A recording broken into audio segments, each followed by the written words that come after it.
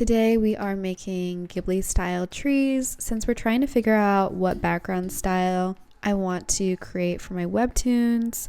We did experiment with more watercolor, kind of Winnie the Pooh children's book style last time, and this was kind of the result of it. This is another example, and this was kind of my attempt at softening it up a little bit, trying to fix up these more harsh lines. And actually looking at it now, it's kind of okay, but something is just a little bit off about it. But definitely let me know if I'm just getting in my head. For now, I just want to take a lot of inspiration like this and like this, because we all know Studio Ghibli has masterful, painterly, beautiful, immersive backgrounds that serve as a beautiful reference. I'm trying not to be too calculated about this. I think this time around, I'm just going to let things flow.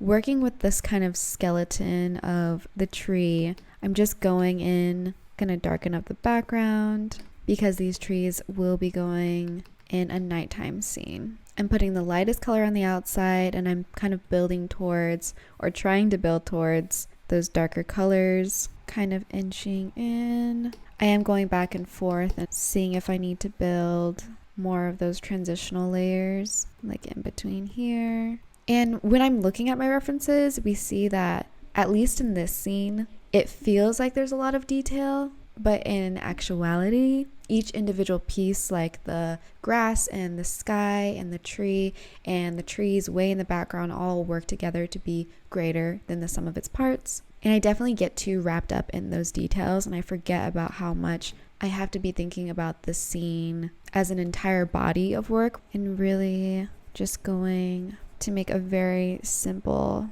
tree stump, tree branches, I forget what the base of the tree is. Gonna finally get rid of this underlayer, going back in with this darker color, add the tiniest bit of highlight. And now we're just going to see what it looks like in the scene. Make it a little bit taller. I think there needs to be a little bit more contrast.